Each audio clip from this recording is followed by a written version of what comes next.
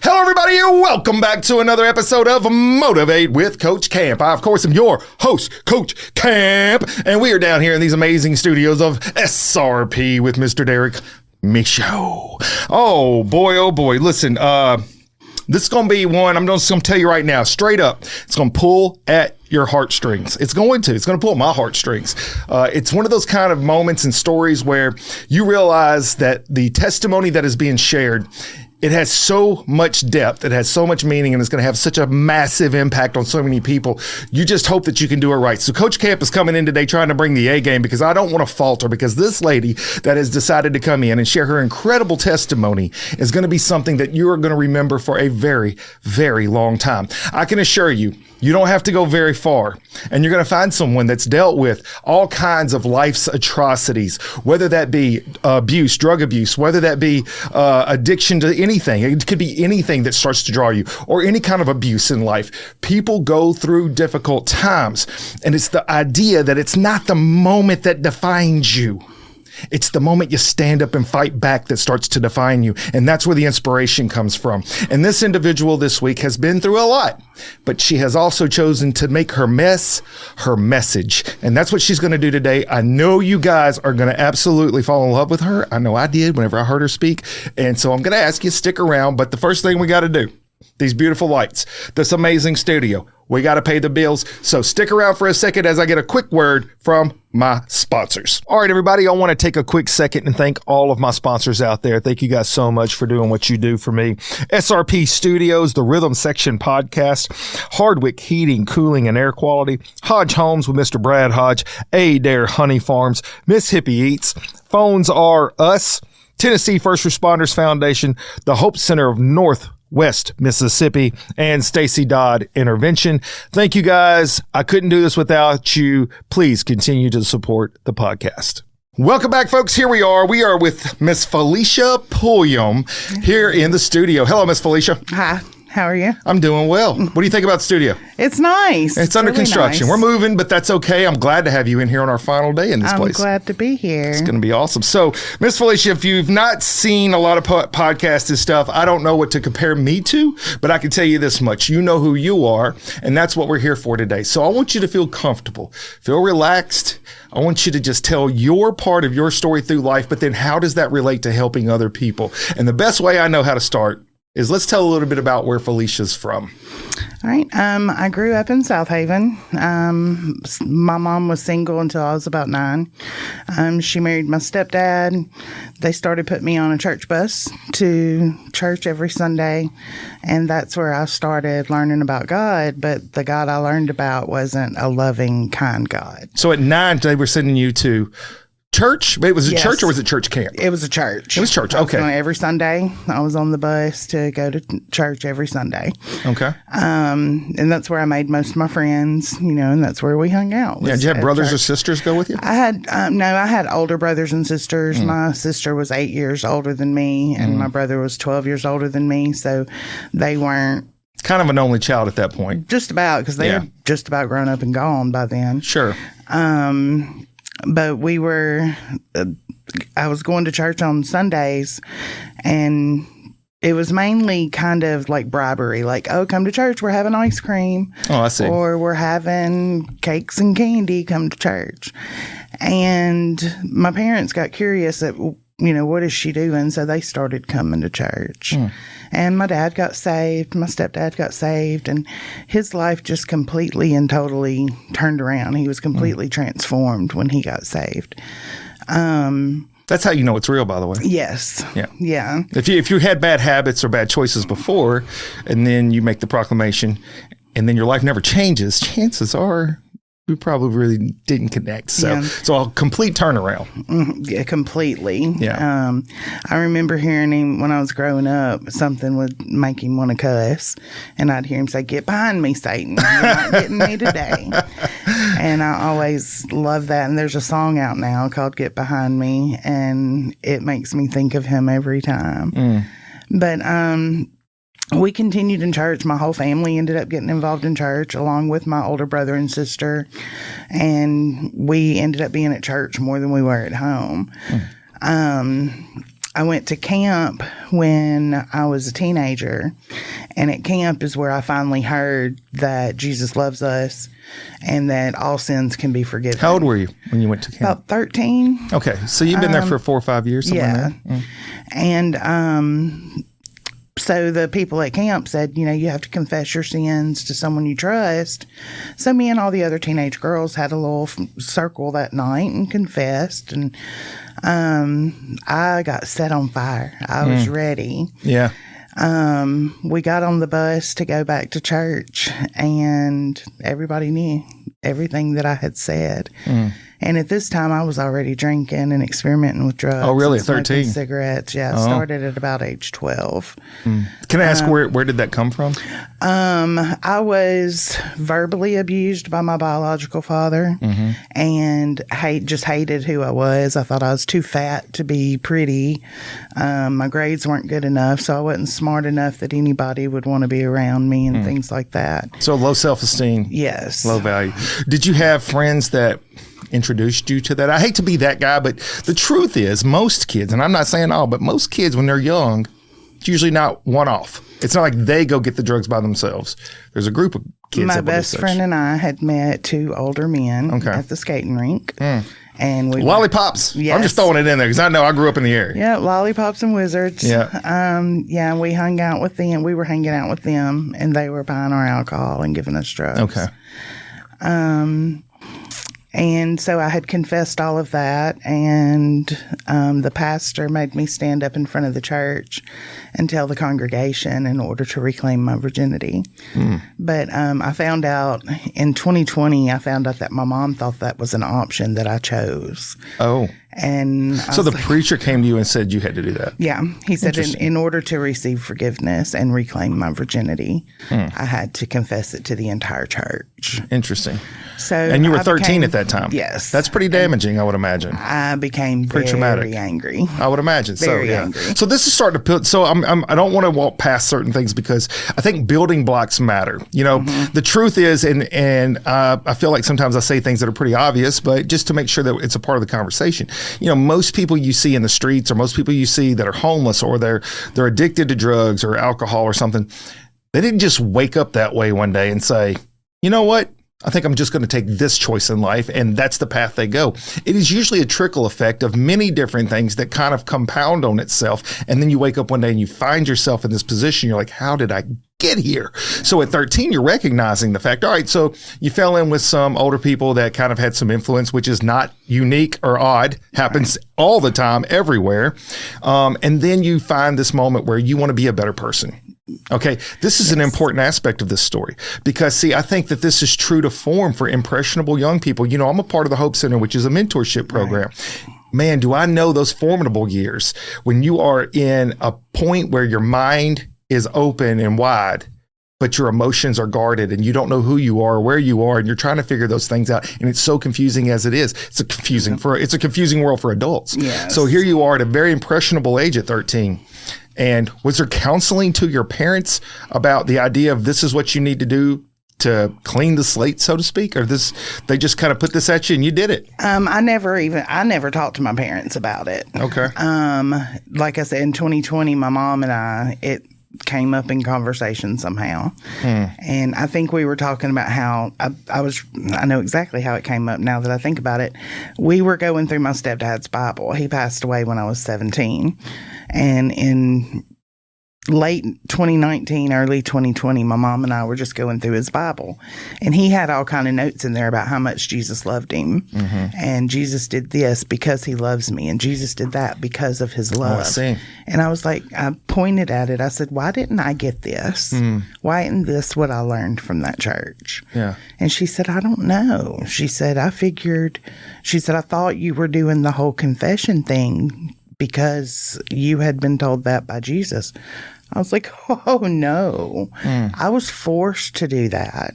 And then I was kicked out of the church. Really? After that. I wasn't kicked out. I was removed from everything I was involved in because I was a bad influence on the other teenage girls. And they couldn't have me. At the point of confession, that was when the decision was that you were a bad influence from that?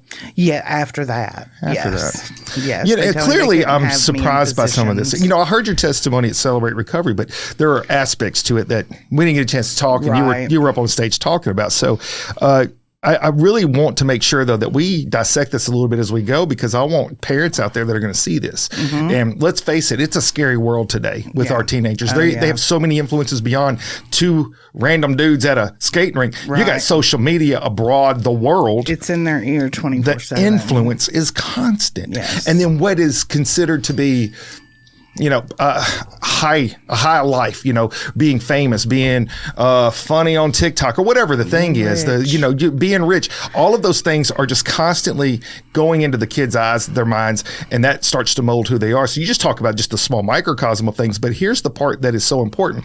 And I bring up all the social media stuff because you see the big picture there. Look at Miss Felicia. Here it is. It was, you've made a better choice. You want to be a better person, so to speak. I'm not saying you were a bad person. I'm just saying you want to make better choices for yourself. I was doing horrible things. Well, and then so we're all human, right? So you Right. want to make better choices is the thing. But then think about this, folks. It only took one moment, and I'm not saying that it was an egregious thing, but it was the damaging thing where you put a kid in a position to where they even feel less than they were, and it breaks them down more. It doesn't build them up. Right. And then that actually starts to cause the next steps that we're going to go into with your life. And I think that's so important. And that's why at the Hope Center myself, I'm just using it as an example. Man, I take every moment so serious because you never know what thing you're going to say, what thing you're going to do, what kid's going to pick up on what action. And that's going to change their whole perception of life. You were on a better path for a minute, but this moment of making you feel belittled and feel like that you are a damaged vessel, not Same worthy. way my daddy made me feel. Yeah, not worthy of redemption. Yep. It's like, where do I go from here, right? So then take me through that part where you have this recognition, you're reading through your stepdad's Bible, and you're like, Jesus's message is to forgive those that have had a jaded past. Yeah. It's all through the Bible. Well, by the time I saw that in my dad's Bible, I had already been in Celebrate Recovery for about 7 years. So I already knew how much Jesus loved me. Oh, so that was just the epiphany from him. Right. When you were like questioning, where was this whenever I was a kid? Yeah. All right. So talk me through that part. 13, you feel bad. You're moving forward. Yeah, they wouldn't let me be involved in anything at church. So instead of trying to live the church life, I went back to the party life. And that's what I did. I went out all the time drinking. Drinking was my choice back then. And then as I got a little older, my parents owned a cleaning service. And they cleaned a doctor's office that had a cabinet full of narcotics. And I started taking. How old were you at that time? Here. I was 9th grade. So maybe about 14 or 15? Yeah. So I started taking Darvocets, just 1 or 2, and then it got to where I was taking handfuls. And I got caught at school with them in my purse. They had me arrested. I had put them in, the doctor had these little sealable envelopes that were teeny tiny, and I just thought it was cute. I didn't know what I was doing, and I put a few pills in each envelope and put them in my purse. So since they were separated, they got me with intent to distribute. Oh. They were trying to charge me with a felony. My dad and expel me from school, and my stepdad used his influence in the community to get all of that dropped and for me to stay in school. And part of my testimony is that I used that rather than saying, hey, this is a bad thing, don't do those things anymore. It was, hey, this is a bad thing. You've got to get better at covering your tracks. Oh, so you took a different approach to it. I did. I got to be sharper at making sure they don't catch me. Yes. So from there, it turned to still drinking, marijuana, continuing pain pills, and then I started experimenting with cocaine, crystal meth, and it ended up for several years on crack cocaine. The guy I was dating introduced me to it, and we spent several years. How old were you at that time? That's when I was about 17. Wow. So a lot of stuff is happening in a very short amount of time. Yeah. Now, there's no way to really know. It's speculation to get it to a point, but I'm just wondering, because you know who you were and where you were at that time. Do you think that this might have played different at 13 if you would have felt love and felt acceptance? Is it hard to say that? No, I like to think it would. Sure. I like to think that if I had followed that path and stayed trying to learn more about Jesus, I don't know that it would have in that church. Yeah. Because later in life, I saw more things about that church that I was like, yeah. you know. Well, humans that run stuff are fallible, right? Yes, we know that part. absolutely. The message is not the fallible part. That's Right. But where do you receive the message and how do you receive But it? it was, it was the old school churches that we all grew up in that, he Fire, was hell, and brimstone. He was Yeah. beating on the podium saying, you're going to burn in hell. And most people got saved because they were terrified. Yeah. They didn't do it for any kind of love, respect, and honor for Christ. They did it because I don't want to burn in hell. Understanding, patience, compassion. Where were those those moments, right? Right, So I was just questioning that because I think that there is a lot of value here to recognize. There's no way to know sometimes, but I think it is fair to say that a lot of times in our life, we'll come to a fork in the road, whether or not we recognize it. But the next actions that take place determine a lot about what happens and what direction we go.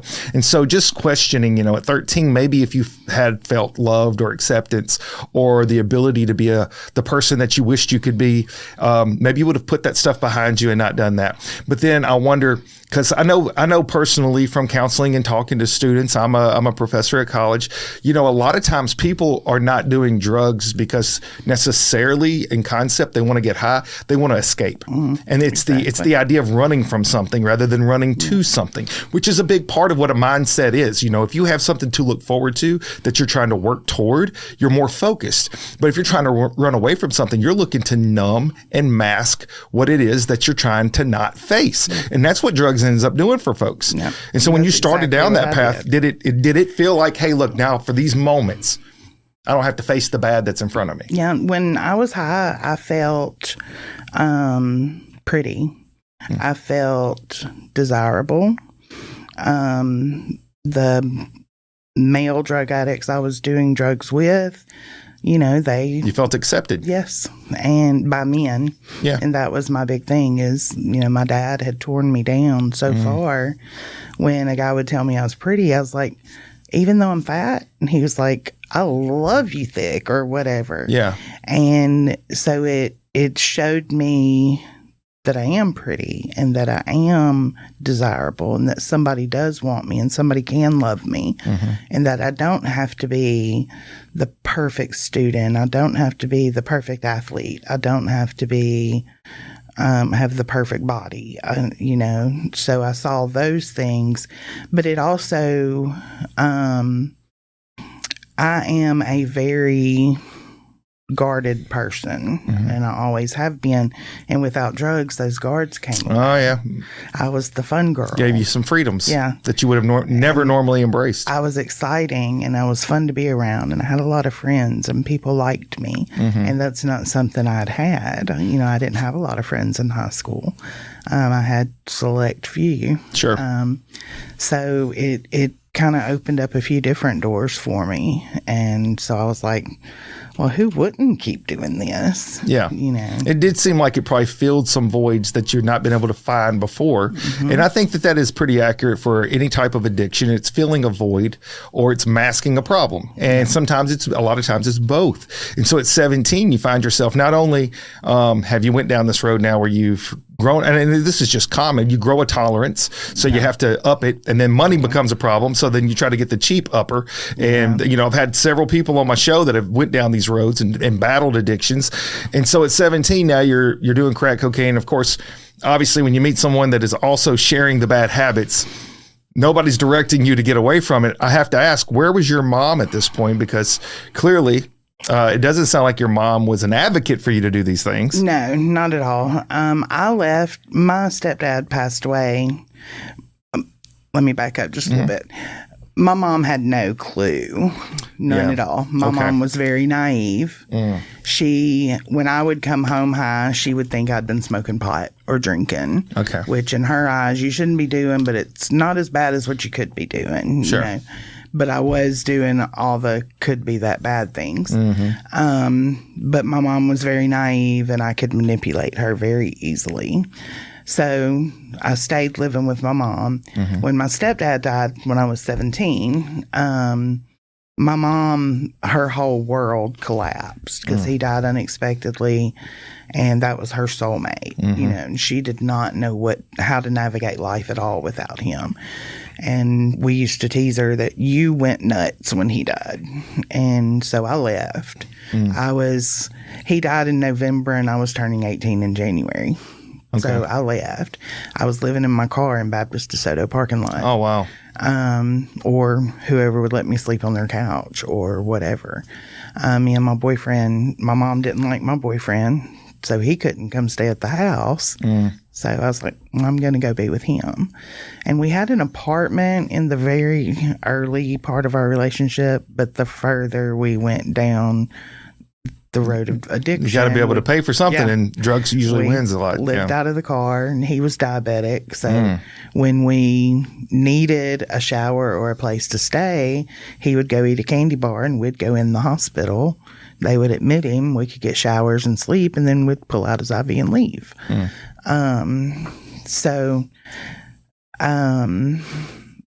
guess just my sister knew I was on something. She didn't know what. But she kept telling my mom, you need to watch your stuff. You know, she's going to come in this house and take all your stuff. Had you started to get to that point? Not yet. Yeah.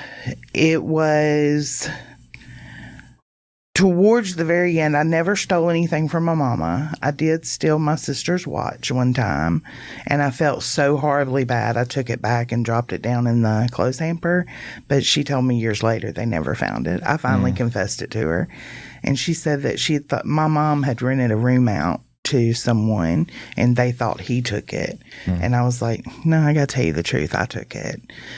But I put it back. I couldn't bring myself to sell it.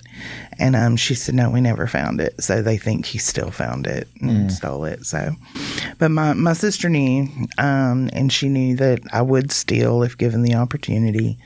And she kept telling Mom, take her key. Do not let her come to this house unless you're here. And my mom just wouldn't. She'd tell me, you need something to eat, you come home. You need somewhere to sleep, you come home. You can't live here. Yeah. But you can come eat and bathe and sleep. You know, a parent's love is hard to turn off. It is. Even when you see all the stuff happening and taking place that as a parent you feel helpless to at times. And I'm speaking from personal experience, even myself. And you just want to say to yourself, you know, I want to quit. I don't want to enable. I don't want to give them anything and just let them hit rock bottom. And then maybe hopefully they'll figure it out. But you just can't do my that. Mom just didn't you just can't turn the faucet off, right? You know, it's hard. She did not understand, even up until right before she passed away. She did not understand my addiction. Depth. Yeah. Well, she did. We sat and talked, and I told her. She knew the whole truth about everything. Oh, okay. But I still don't think she could grasp it because it's not something that she's ever had to deal with. It's true. It's hard to see it through a lens you've never had. Yeah. Yeah, I get that. And so my mama, I know a lot of people are going to disagree with me, but my mama was the best mama. I think you would be wrong to not say that. That's my opinion. So she was the absolute greatest mom, and she loved me through everything I ever did. And I think without that example of love, my life would have went a different way as well. So you needed one glimmer of light somewhere. Yeah. Yeah. And my mom and my sister, I had the greatest, best sister too.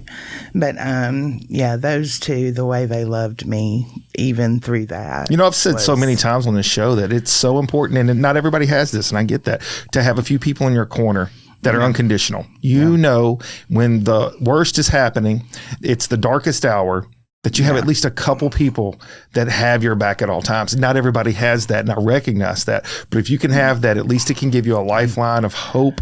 At some point, Felicia, tell me about, because most of the individuals I've spoken to that has fought through addiction, and I've had multiple guests on the show from all walks of life, from professional rodeo riders to professional CEOs. You know, Mr. Stacy Dodd. We're great friends, and how his life went to rock bottom before he picked the pieces back up.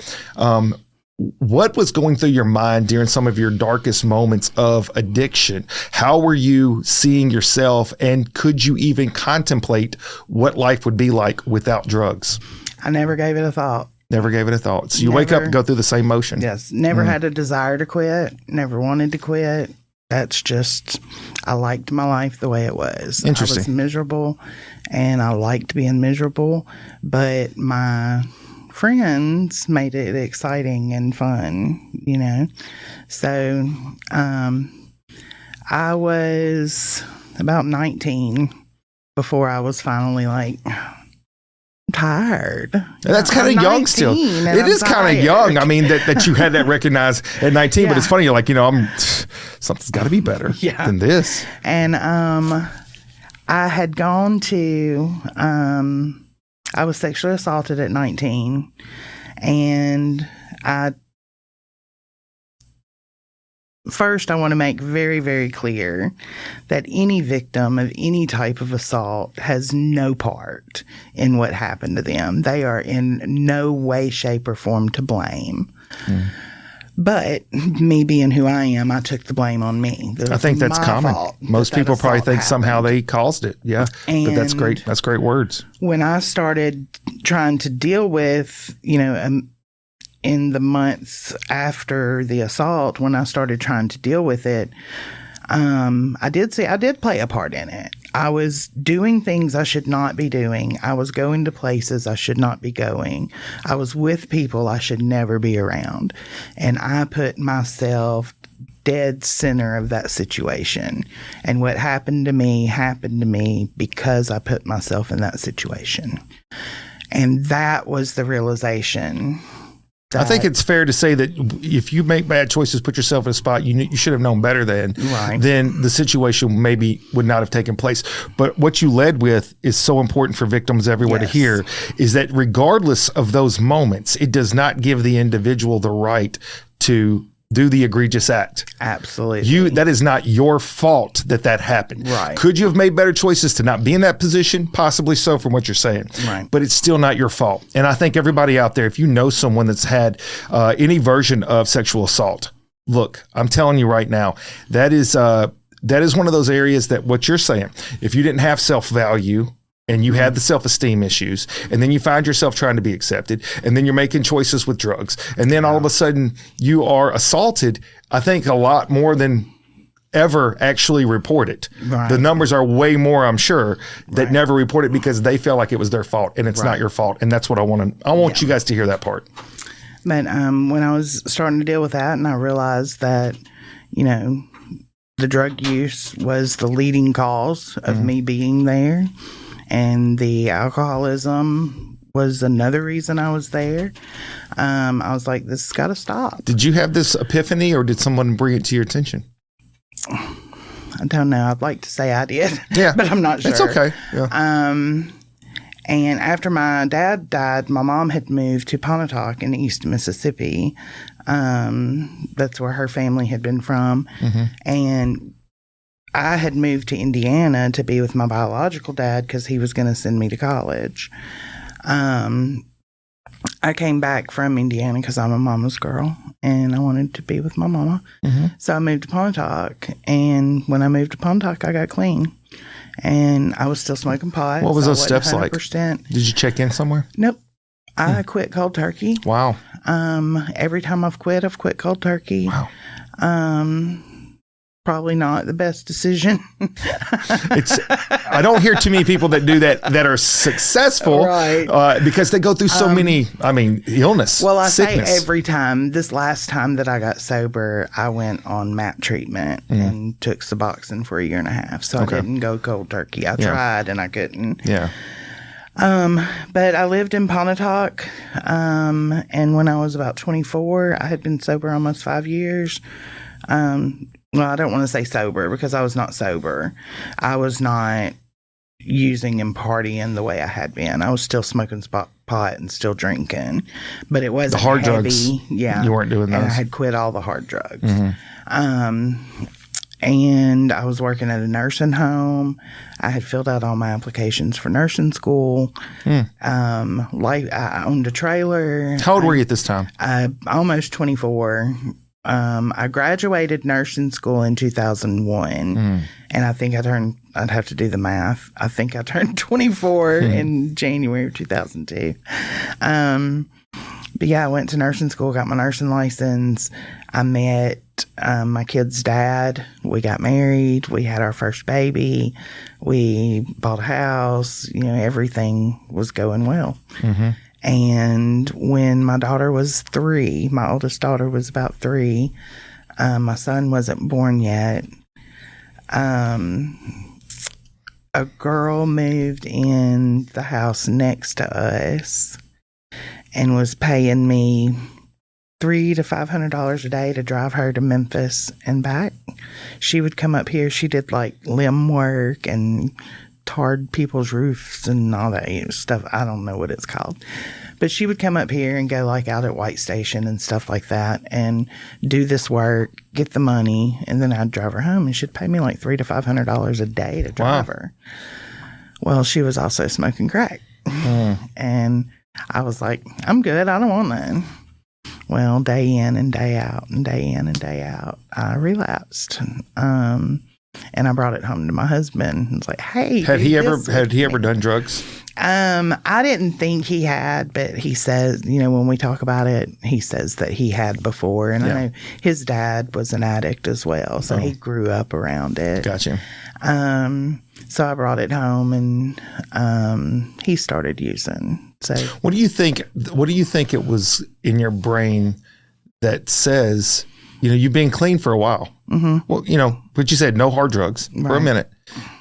And then the first day, that first time that you give in, do you remember what your brain is saying to you?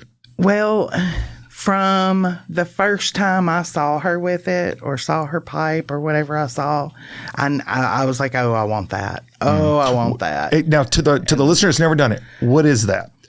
It is what is the feeling that makes you want that? It is a euphoric, I don't even know. It's just this high, like you're floating and there's no thought. Mm-hmm. Your mind is completely clear and it's just euphoria with no thought. Interesting. But it doesn't last long. Mm-hmm. So 10, 15 minutes, it's time for another hit. Wow. And then another hit and then another hit. And no hit is as good as the first hit. Like each smoking session you have or whatever, that first hit is your best one. And then the rest of them are just... Your body gets tolerant. Yeah. I mean, it's like that with everything, right? Yeah.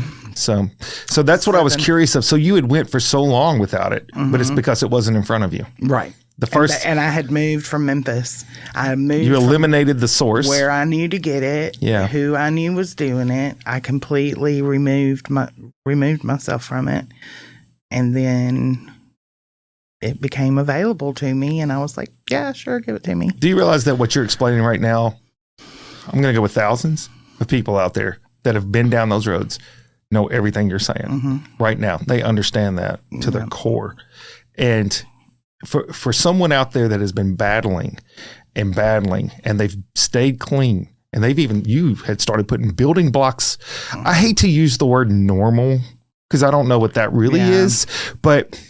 functional. We'll use a functional life with a husband and a kid and a occupation and a house. I mean, the things that in the American dream, if you want to call it that, because it is an American dream. You can't just go to every country out there and have those opportunities. America does give you the opportunity to have the family and have a house. And even if it's tough, I know places it's not a reality. Right. So here it is. You're starting to put those pieces together for a functional life. In that one moment, that dark side shows back up. What would you tell a person right now that may find themselves in that spot where you were then? What could they do? Call somebody. I like it. Reach out to somebody. Yes. Somebody. Don't try to fight that battle alone. They'll pull you out. They'll get you away from whoever you need to get away from. And man, don't do it. It was so not worth it. It's a slippery slope. You find yourself thinking, I'm strong enough, and then you didn't. Yeah, because that's how it started back. I never know how much drug talk I can do. You can talk all you want. Look, Coach Camp is a motivational, inspirational platform, but it's a real platform. Okay. I'm not sugarcoating nothing. In Celebrate Recovery, we try not to trigger people, so I try to be safe with what I want this to be real. Okay. Well, on the ride home one night, she had broke up a rock in a blunt. And I was like, I can do that. I won't be smoking a rock. I can do that. So I smoked that blunt with her, and that was all it took. That was all it took. Man. The next day, I had a bag. So it was just like just that one thing. I all thought, that stuff crumbled. I'm strong enough to handle that. I've been clean long enough. I can handle that. How many times do people say those things? You know, and it's so funny because both times that I've gotten clean. For any significant amount of time, I was clean for the exact amount of time. Both times. Yeah. And I'm not there yet this time around. Interesting. So I'm kind of dreading it to come up. but put some things in place. Put some things in place. Yeah. So let's talk about that. So then once you take that first hit, what does the future look like in the near and after? It's awful. I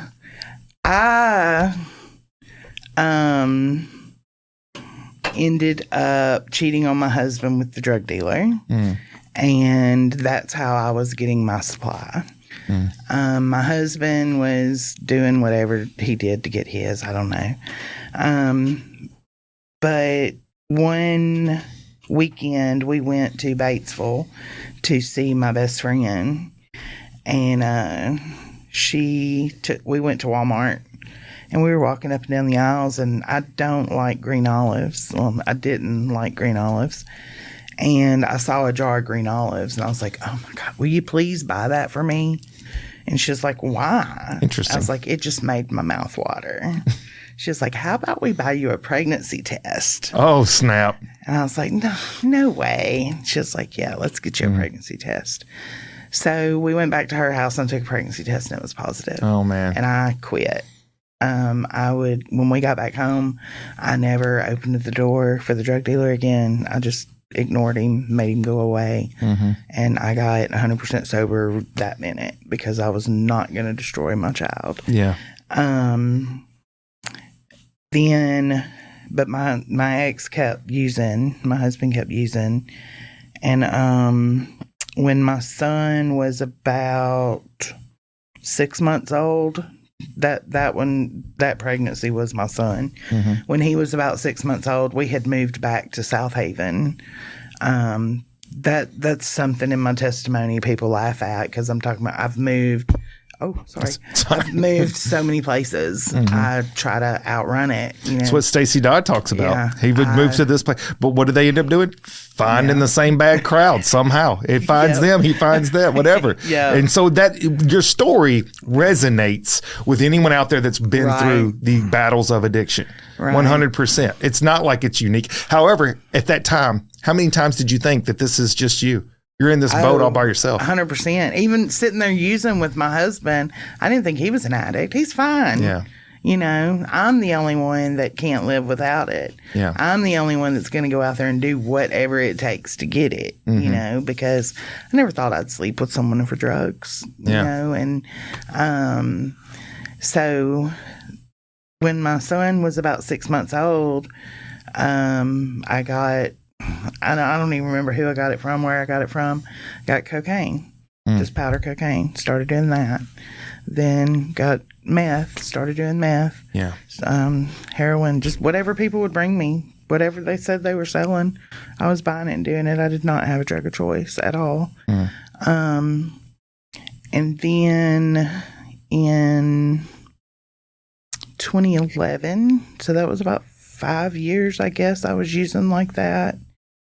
And I think about 2011, my ex went to prison. So he was removed, and I realized he was the one feeding me the drugs because I couldn't find none once he was gone. And I talked to my sister and told her, you know, I want to get clean. She's like, you want to go to rehab? I said, no. So she helped me, you know, just spending time with me, taking me to church. What was it about not wanting to go to rehab? One, my kids. Okay. I did not want to leave my kids for that long. And two, just fear. Just scared. I didn't know what to fear expect. Of the unknown. Yeah. Sure. Didn't know what to expect. Didn't know what they were going to do. And I've quit on my own before. I got this. Sure. Yeah. I can do this. Right. Not your first rodeo is what you're telling yourself. Yeah, that's a very common theme for me. Is I got this. I don't need any help. Yeah. So then got a job at the casino and quit everything, quit smoking pot, quit drinking, started Celebrate Recovery. How old were you at that time? Well, no, hold on. I hadn't started Celebrate Recovery yet. He got out of prison and we got back together and ended up pregnant again with the one out there. And he kept using and kept using and kept using. And I was like, come on, let's do this. Let's stay sober. Yeah. And because I was kind of rooted in my sobriety. Yeah. I was like, I'm doing this. Sure. And life was going good. I had a good job. People respected me. My mama trusted me, and I loved it. Yeah. I didn't have to prove that I was really at Walmart. If I said I was at Walmart, they knew that's where I was. Right. And he just wouldn't quit. And I just got to where I couldn't take it anymore. So I came back up here, and that's when I went to church, and Denny Burt talked to me about Celebrate Recovery. And I went, she was about 3 weeks old, the first one I went to, because the ladies up there all grabbed her and bundled her up and made her a bed on the table. That's sweet. While we were celebrating. So I've done it off and on. How old were you at that time, at that moment? 2013, I was about 36. Okay. So you had been clean. You had went down the road of addiction, been clean, fell back into it after the lady was taking you back and forth up to Memphis. You're making a little money, fell back into it for a period of time, back to clean, and then back into it with your husband. But then this time around, you're like, no more. Yeah. When he got out of prison, I had been clean and I stayed clean. And you're like, I'm making this decision permanent. Yes. And that's when we got into CR together. Well, I got into CR. He didn't. He kept running the streets. And we kept trying to get back together, and it never did. Well, my sister told me that she thought I would be good at medical coding. I didn't even know what medical coding was. Never heard of it before. So she had been diagnosed with cancer, and she was at the clinic getting her chemo one day, and I always sat with her, and we'd sit there and talk or color or do whatever. And she said, no, today I'm going to sit here and get chemo, and you're going to run over to the college and you're going to apply for the medical coding classes. So I went, and the first day of school, my sister passed away. And I didn't call the teacher. I didn't do anything. I waited a few days, and then I finally called the teacher and said, you know what? I'm ready to come to class. And I went to class, and during that first class, it clicked with me what medical coding was and why they do it. And from then on, I just took off, and I was really good at it. Yeah. So I got a new job being the medical coder at Ambulatory Surgery Center. When I started there, we were doing 3 surgery centers. And as of this week, we are doing 7 surgery centers now. And I'm the revenue cycle manager. Wow. I did relapse in 2020. Let me back up a little bit. In my time in Celebrate Recovery, I wasn't doing drugs, but I was in pain management for severe back pain. And I kept trying to figure out, well, why isn't CR giving me the peace it gives everybody else? And one night in open share, it just dawned on me, you are still addicted to pain pills. You're not taking them as prescribed. You're taking them when you're not hurting, so. Interesting revelation. Yeah. The understanding that. Celebrate Recovery is beautiful. Yeah, that is helping people. Fascinating, because you clearly were doing something that on paper. Yes. And in theory is okay. Right. Because you're being prescribed this for this problem. Right. But the recognition that you were not doing it well or not doing it right, and you were abusing it. Yes. Clicks the idea that, okay, wait a minute, I'm not as healthy as I need to be or what I think I am. Right. Wow.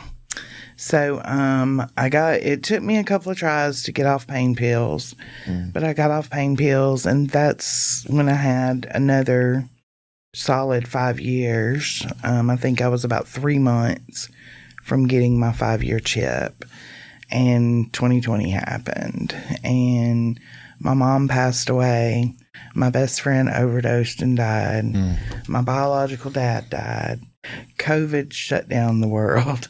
I let my ex-husband, still active in addiction, move back in. Yeah. My kids watched him overdose, Wow. and I went to get some pain pills and ended up with fentanyl.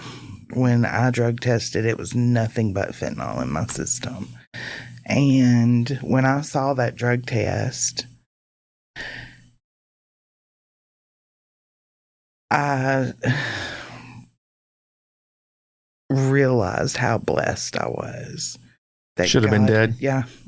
That there's no way. And I thought of how much I had taken over the last 2 years. Yeah.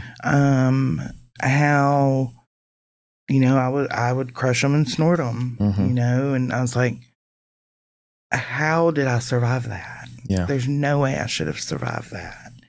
And it was all God. God saved me for a purpose and getting me through this addiction. And that's what I've told everybody this time. It's different.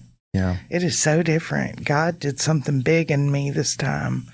And I have absolutely no desire to use again.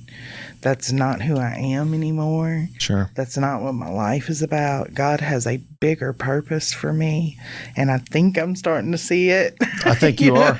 I think you are. Look, when you spoke at Celebrate Recovery the night I was there, Miss Chastity, friend of mine, I'm sure, friend of yours. Yes. Yep. She invited me to come out and speak, and I was just like, wow, your story stayed with me. Not that anyone else's story was less impactful. Right. Don't get me wrong. I never want to come across that way. That's not it.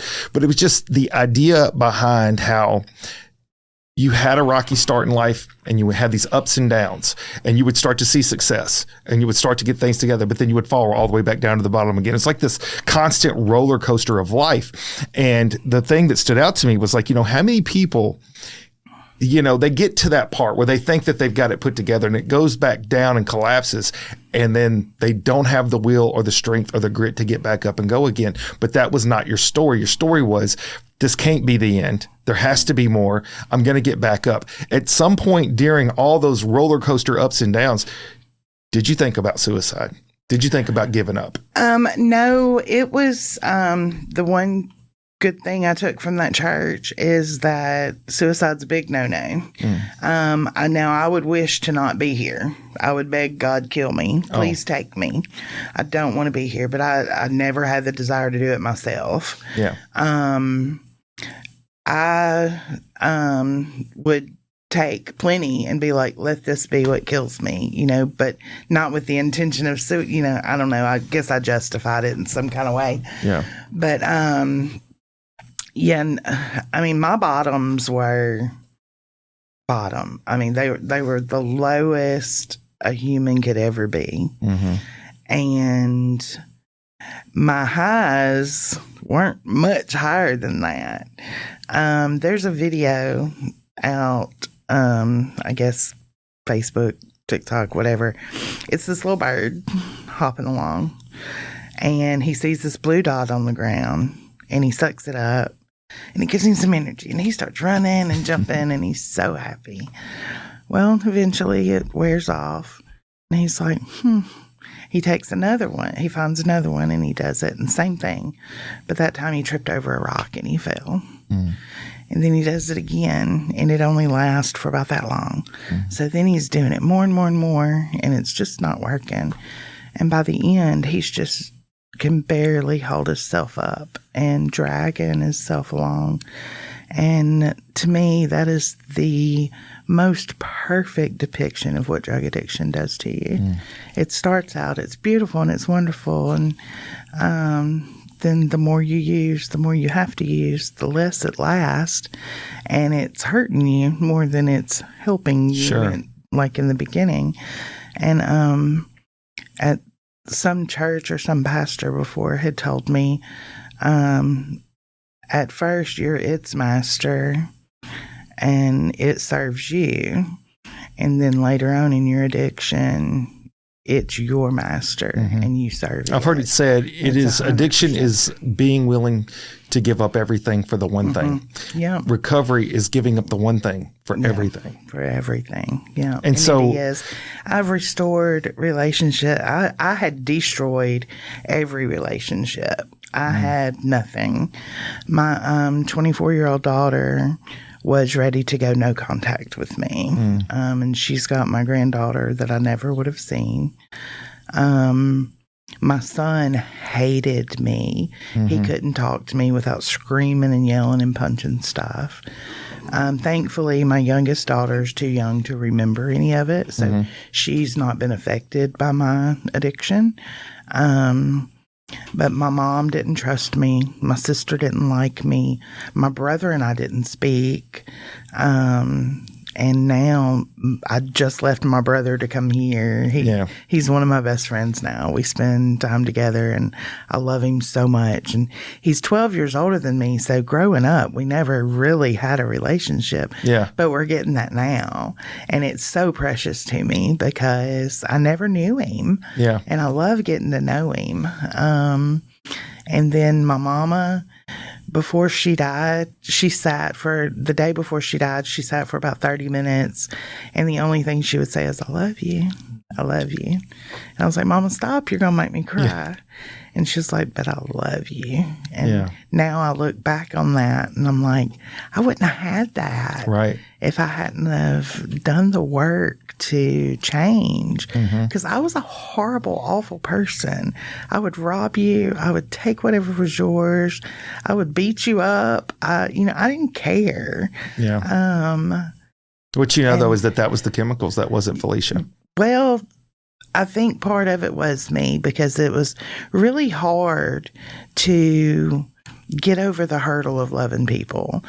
But I think it also comes from I had screwed over so many people that had screwed me over. I just expected everybody to screw me over. Yeah. So there was no trust. I have up these huge walls that nobody could get through. Sure.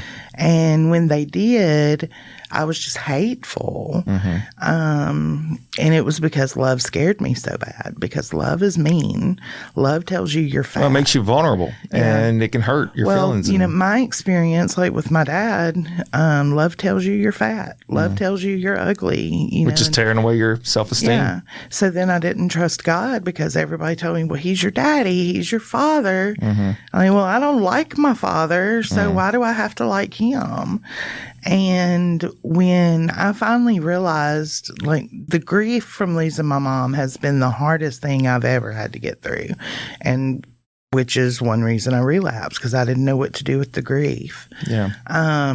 But once I got sober again and I started working on that grief, God has revealed so much to me about his plans. Because first of all, he told me, your mother's death was not about you. It had nothing to do with you. So quit thinking that I'm trying to punish you. It was about your mama, and it was about your mama getting what reward was promised to her. It had nothing to do with you. So he put me in my place about my selfishness, with my mom. But kind of lost my train of thought. Well, it's all right. So what I wanted to ask you, I wanted you to get through that thought though, but what I wanted to ask you was that now here you find yourself with a clear vision of what the future should look like and hopefully will look like. You recognize though that the threat of falling back into the perils of addiction is always looking over your shoulder. Right. It's always there. So you can't ignore the reality that it's around the corner and you have to avoid it at all costs. Yes. So my question to you is, now that you are on this better side of things, and we're going to wrap up by asking you what your vision or mission is for the future, because here's the thing I know, God allows us to go through things, but when we find ourselves back to him in the end, there is now a message and a purpose behind that. Don't waste the gift of sharing that with others. And I have a big feeling that that's going to be the impact impact you're going to have on other people. Not just the encouragement that they can have their life back. They can have that part of them that they feel worthy again. And the things in the past doesn't have to define their future and who they are now. And that's who you have become. So my question to you is now, what safeguards do you have, or have you thought about it to keep you from steering clear of any of those temptations that come your way? Because let's face it, the devil doesn't go away. Right. He doesn't take a day off. Absolutely. So what you going to do about it? I've got 2 sponsors. Good. Good. I've got a whole team of accountability partners. I've got somebody I can reach out to 24/7. All of my children are part of my recovery team. I can go to one of their rooms at any point in time. Even my 12-year-old knows my entire story. There's nothing I've kept hidden from her. So she knows that if Mama's struggling, we sit down and we talk to Mama. We love on Mama. I know where just about every meeting in the city is and where it is and when it is. If I need a meeting, I get to a meeting. But my biggest thing is people. That's why I've got 2 sponsors, and somebody told me I probably need to get a 3rd. I'm a handful. So you've described. So it takes quite a few of them to keep me in line. But yeah, my vision for the future is I want the youth to understand that drugs are no longer recreational. When we were little, you could get high and go about your business. Now you get high and you die. Absolutely. And it's not if, it's a matter of when, because if you continue, you're going to die. The people who are manufacturing the drugs now do not give a flip about anybody. All they care about is the money in their pocket. So if they can get you addicted to it, they're going to. And the things that they're using to get you addicted kill you. Yeah. And I want them to understand it before they ever have a chance to try it. Yeah. And let them know the chance of death so that they can make an educated How many decision. people say to themselves, well, that won't happen to me. Yeah. I'm good one time. Yeah. It's just for tonight. Yeah. And then the next thing you know, years have gone by and your whole life is ripped away from Yeah. you. It happens so quick. Died right then. Or they die right then. They never got a second chance. Yeah. You're absolutely correct. As a firefighter paramedic, unfortunately, I saw it way too often on the front lines. And you know this, it doesn't take anybody now. You just put on the news. It's nationwide. I would say it's worldwide, but I don't live in the world. But I live in the nation.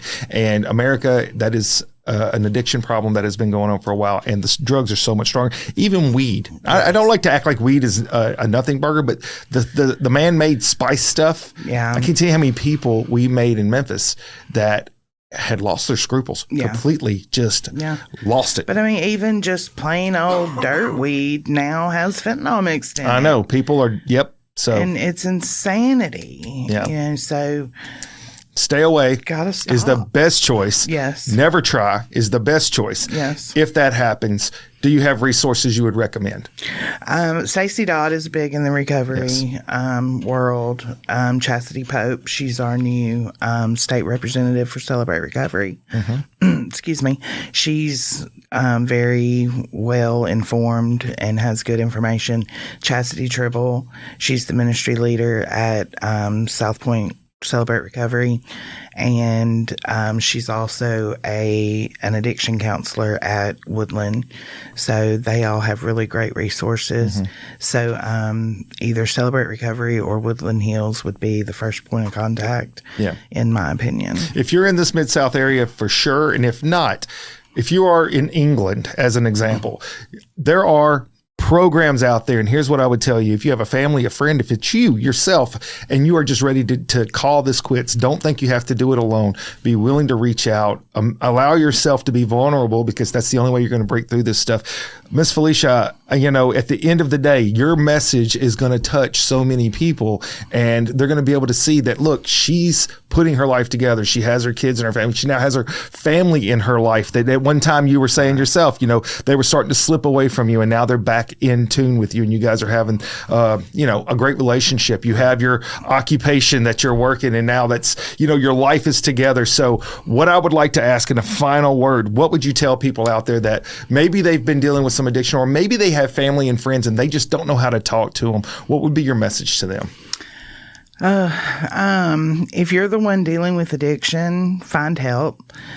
Celebrate Recovery. If you're in the South Haven, DeSoto County area, even Tate County, there's meetings almost every night of the week.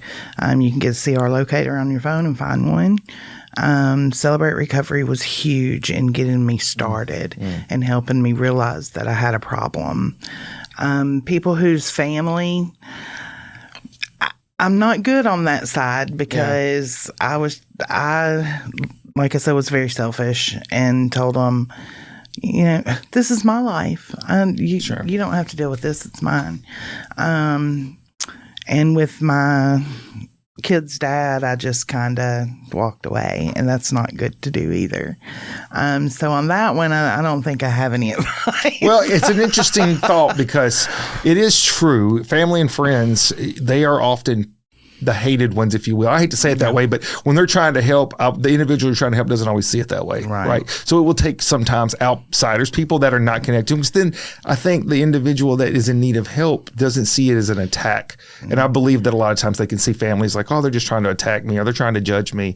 Prayer goes a very long way. Prayer definitely goes a long way. And get involved in a good like foundational church.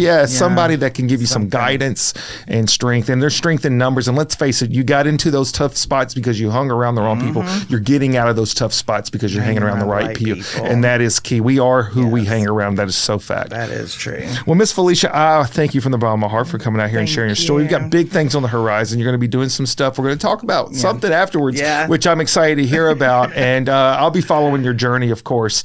And I want to thank you for coming down here and sharing this with all of my listeners. Thank you so much. Yes, ma'am. Thank you guys for tuning in each and every week. I'm going to ask you right now to do me a little favor. Go to my website, motivatewithcoachcamp.com, and subscribe to my YouTube. Until next time, Coach Camp out. I love the chase and the hunt, and I set the pace when I'm running. I always take what I want, and I always give it 100. Don't need a bank, no, I'm funded. Play the game like it's nothing. I'm always thankful for something. Don't take for granted, stay humble. Now wake up!